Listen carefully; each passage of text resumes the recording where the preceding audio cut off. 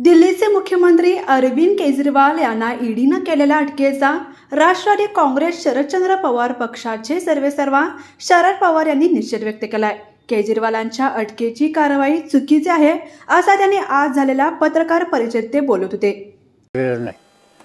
काही कारण नाही, त्या कारणामध्ये एक असं दिसतं की अलीकडं ह्या ज्या एजन्सीज आहेत, ईडी असेल, CBI असेल आणि दुसऱ्या एजन्सीज असतील, त्यांचा गैरवापर मोठ्या प्रमाणात विरोधी आवाज हा दाबण्याच्यासाठी केला जातो असं दिसतंय।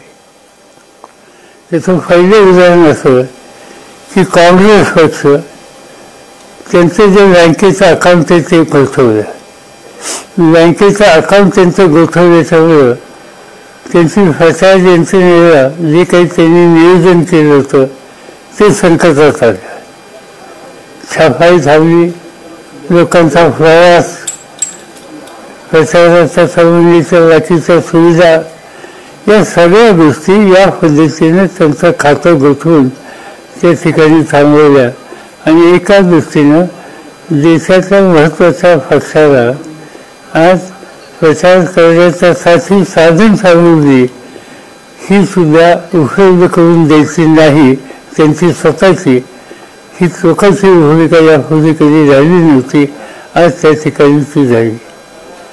दुसरी गोष्ट अशी की राज्याचे काही प्रमुख नेते जे आहेत त्या प्रमुख नेत्यांच्यावर ईडी किंवा तत्सम ज्या एजन्सीज आहेत त्यांचा वापर करून त्यांच्यावर कारवाई करण्याचा उद्देशाचा प्रयत्न केला जातो।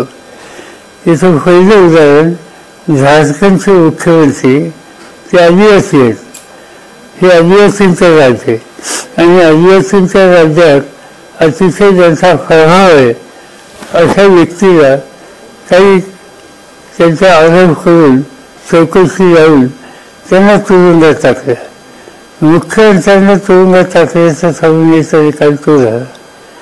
आणि आता अरविंद केजरीवाल यांना गेले काही दिवस आम्हाला वाचायचंच होतं त्यांच्यावर काहीतरी कारवाई केली जाईल, त्यांना आतापर्यंत 7-8 समन्स पाठवली आणि काल त्यांना अटक केली।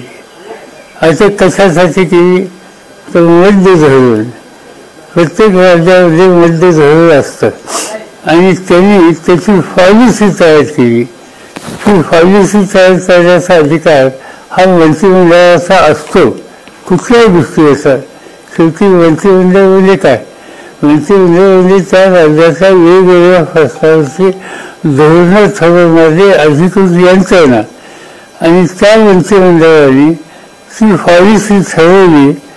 त्या पॉलिसीमध्ये समजा काही चुकलं असेल किंवा आणखीन काय असेल तर लोकांच्या समोर निवडणुकीचा प्रश्न उपस्थित करा, कायदेशीर काही गेले असेल तर कोर्टामध्ये जावा, पण असं न करता तिसऱ्या 1 ते 2 मंत्र्यांना यापूर्वी अटक केली, तिसऱ्या एका राज्यसभेचा त्यांचा जो नेता आहे त्याला अटक केली आणि काल ही मुख्यमंत्र्यांना सुद्धा अटक केली।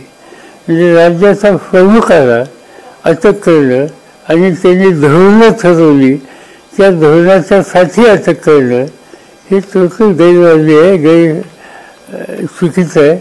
आणि आज आपण तिथपर्यंत गेलो म्हणजे मुख्यमंत्र्यांना सुद्धा अटक करण्याच्यासाठी सत्तेचा गैरवापर करायचा इथपर्यंत आज हे भाजप सरकार पोचलेलं आहे।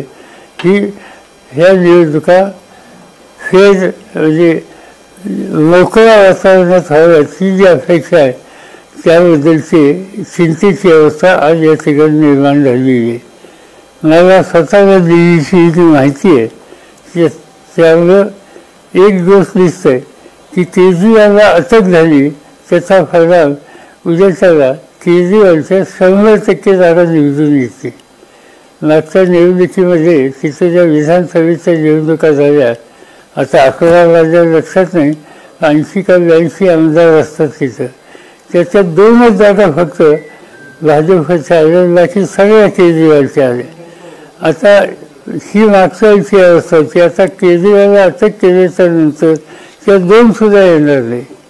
लोक केजरीवालच्या बाजूने कौल देतील आणि ज्यांनी या सगळ्या कारवाई केल्या त्यांच्या खबरीत देतील याची मला पूर्ण खात्री.